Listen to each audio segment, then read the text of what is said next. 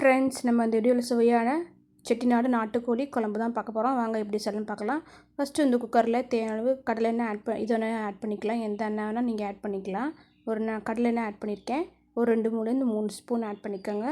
எண்ணெய் காஞ்சதும் பட்டை 3, கிராம்பு 2, ஏலக்காய் 1, சோம்பு ஒரு 1/2 டீஸ்பூன் ஆட் பண்ணிக்கலாம். அது நல்லா பொரியட்டும்.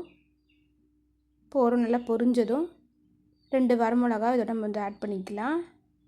அது ஆப்ஷனல் தான். பச்சை மிளகா இருந்தால் பச்சை மிளகா நீங்கள் ஆட் பண்ணிக்கலாம். நான் வரமிளகா ஆட் பண்ணியிருக்கேன். அது நல்லா பொரியட்டும். இப்போ வந்து ஒரு பொரிஞ்சிருச்சு. இப்போ வந்து கருவேப்பிலை கொஞ்சமாக ஆட் பண்ணிக்கலாம். 2 கருவேப்பிலை ஆட் பண்ணிக்கோங்க. ஆட் பண்ணிட்டு நல்லா அதுவும் பொரியட்டும். பொரிஞ்சதும் வெங்காயம் ஆட் பண்ணியிருக்கேன். ஒரு பெரிய வெங்காயம் ஆட் பண்ணியிருக்கேன். சின்ன வெங்காயம் இருந்தால் சின்ன வெங்காயம் நீங்கள் ஆட் பண்ணிக்கலாம். அது நல்லா வதங்கட்டும். இப்போ இந்த கோல்டன் கலர் வதங்கினதும் தக்காளி 1 ஆட் பண்ணியிருக்கேன். அதையும் நல்லா போட்டு மிக்ஸ் பண்ணி வதக்கிக்கோங்க. இஞ்சி பூண்டு பேஸ்ட் அப்புறமா நீங்கள் ஆட் பண்ணிக்கோங்க. ஒட்டுச்சுன்னா தேவைப்பட்டால் நீங்கள் எண்ணெய் ஆட் பண்ணிக்கோங்க. இப்போ கொஞ்சமாக மஞ்சத்தூள் ஆட் பண்ணிக்கோங்க.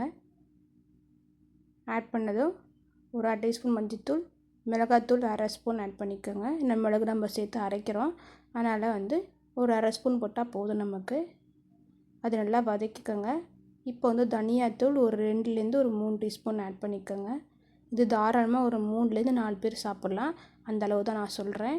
3-4 ஸ்பூன் ஆட் பண்ணிக்கோங்க. நல்லா வதங்கட்டும். தேவைப்பட்டால் நீங்கள் வந்து எண்ணெய் ஆட் பண்ணிக்கோங்க. ஒட்டாமல் பார்த்துக்கோங்க. பொருள் நல்லா வதங்கிருச்சு. நான் கொஞ்சமாக எண்ணெய் ஆட் பண்ணிக்கிறேன். எண்ணெய் ஆட் பண்ணிட்டு நல்லா மிக்ஸ் பண்ணிக்கோங்க. ஒரு 5 நிமிஷம் நல்லா வச்சு சிம்மிலே வச்சு வதக்கிக்கோங்க. இப்போ வந்து இந்த நாட்டுக்கோழியை வாஷ் பண்ணிட்டு நான் ஆட் பண்ணிக்கிறேன். நான் சின்ன பீஸாக கட் பண்ணி போட்டிருக்கேன். அப்போ தான் நம்ம சீக்கிரம் வேகும் அப்படிங்கிறதுக்காக சின்ன பீஸாக கட் பண்ணி போட்டிருக்கேன். இப்போ மசாலாலாம் ஒன்று சேர்கிற அளவுக்கு நல்லா மிக்ஸ்அப் பண்ணிக்கோங்க. ஒரு அப்படியே 5 நிமிஷம் அப்படியே சிம்லேயே இருக்கட்டும்.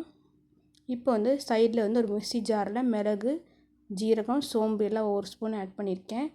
கருவேப்பிலை கொஞ்சம், அப்புறம் வந்து கொஞ்சமாக வெங்காயம் ஒரு 1/2 வெங்காயம் வந்து பெரிய வெங்காயம் ஆட் பண்ணிட்டு நல்லா மிக்ஸ்அப் பண்ணிக்கோங்க.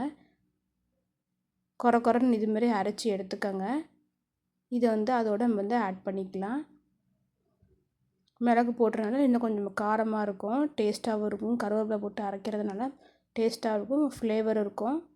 நல்லா மிக்ஸ்அப் பண்ணிக்கோங்க. மிக்ஸ்அப் பண்ணிவிட்டு இப்போ தேவையான தண்ணி நீங்கள் வந்து ஆட் பண்ணிக்கோங்க. நான் வந்து 1.5 டம்ளர் அளவுக்கு ஆட் பண்ணுறேன் தண்ணி. கிரேவியாக செமி கிரேவியாக வேணும்னா நீங்கள் வந்து 1 ஸ்பூன் 1 டம்ளர் ஆட் பண்ணால் போதும். இப்போ இது தேவையான உப்பு ஆட் பண்ணிக்கோங்க. ஆட் பண்ணிட்டு நல்லா மிக்ஸ் பண்ணிக்கோங்க. உப்பு காரம் எல்லாம் பார்த்துக்கோங்க. காரம் தேவைப்பட்டால் நீங்கள் மிளகாத்தூள் ஆட் பண்ணிக்கலாம். இப்போ வந்து மூடி வச்சு ஒரு 3-4 விசில் விட்டுக்கோங்க.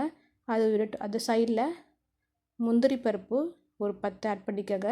தேங்காய் அப்புறம் கசகசா இதையும் ஆட் பண்ணி நல்லா நேவாக அரைச்சிருங்க. இப்போ வந்து குக்கர்லேருந்து 3 விசில் விட்டதும் ஒரு கடாயில் அகலமான கடாயில் மாற்றிக்கோங்க. அப்போ தான் நம்ம கொதிக்கும் போது நல்லா ஈஸியாக இருக்கும். இப்போ நல்லா கொதிக்குது. இப்போ வந்து அந்த தேங்காய் பேஸ்ட்டை வந்து நம்ம அதோட ஆட் பண்ணிக்கலாம். ஆட் பண்ணிட்டு நல்லா மிக்ஸ்அப் பண்ணிக்கோங்க. தேவைப்பட்டால் தண்ணி ஊற்றிக்கலாம், இல்லை தேவையில்லைன்னா விட்டுறலாம்.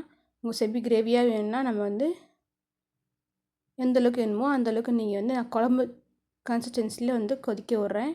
இப்போ வந்து கடைசியாக கொத்தமல்லி ஆட் பண்ணிவிட்டு இறக்குனா அவ்வளோதான், ரெடி ஆகிடுச்சு சுவையான செட்டிநாடு நாட்டுக்கோழி குழம்பு. நீங்களே வீட்டில் ட்ரை பண்ணி பார்த்துட்டு எப்போ இருந்துச்சு கமெண்ட் பண்ணுங்கள். தேங்க்யூ.